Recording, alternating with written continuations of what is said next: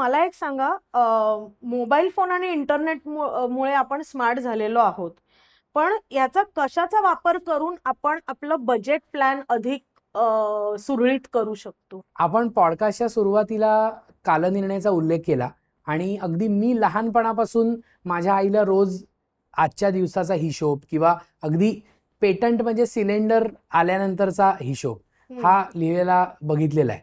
तर तुमच्याकडे Android phone आहे, त्या फोनमध्ये अनेक अशी ॲप्स असतात की जी आपण एंटरटेनमेंटसाठी वापरतो. मग असा ॲप आपण कधी डाउनलोड केले का की ज्याच्यामध्ये आपण दर महिन्याचे नाही दिवसाचे एक्सपेन्स लिहू शकतो? बरोबर.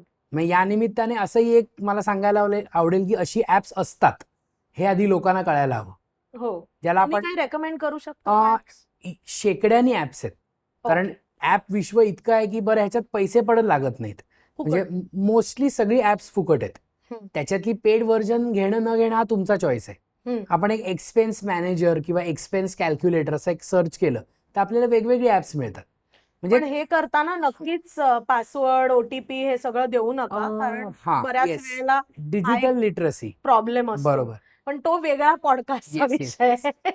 सो ते एकदा तुम्ही ॲप डाउनलोड केलं की त्याच्यामध्ये तुम्ही रोजचा जो काय खर्च येईल, मग मे बी तो खर्च खूप कमी असेल असं तुम्हाला वाटेल की काय ऑफिस म्हणून घरी येताना मी एक कटिंग चहा प्यायलो, पण त्याला 10 रुपये लागले ना, मग तो तुम्ही खर्च रेकॉर्ड केला पाहिजे. आता हा खर्च का रेकॉर्ड करायचा आहे, म्हणजे हे सगळं कशाला करायचं आहे? मला माहिती आहे ना मी कुठे खर्च करतो. हे नाही होत असं.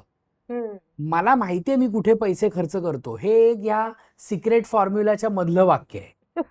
कारण आपल्याला नसतं माहित आपण कुठे खर्च करतो. म्हणजे मी स्मार्ट गुंतवणूक हा विषय अशा करता मुद्दा मांडतोय की काही काही ॲप्स तर इतकी सुपर्ब आहेत की महिन्याच्या महिन्याला तुम्ही जो डेटा देता तो तुम्ही दर महिन्याला एंटर केल्यावर ते तुम्हाला पॉपअपमध्ये सांगतं की या महिन्यामध्ये मागच्या महिन्याच्या तुलनेत एंटरटेनमेंटवर 10% जास्त खर्च झालाय वगैरे, इथपर्यंत ते म्हणजे तुम्हाला ते थोडे हिंट करतात.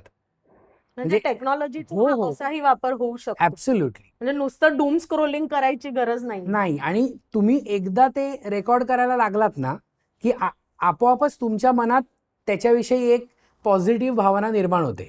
पॉझिटिव्ह भावना अशा करता अरे बापरे, म्हणजे आज एवढे खर्च झाले की काय, आणि मग तुम्हाला लक्षात येतं की अरे हा खर्च मी टाळू शकलो असतो का.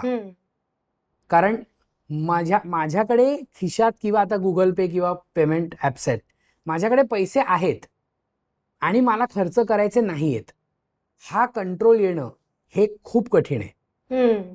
म्हणजे पूर्वीची जी लोक होती त्यांच्याकडे बचत कशी व्हायची, तर ती बऱ्याचदा बचत भीतीतून व्हायची की बापरे पैसे संपले तर काय करू.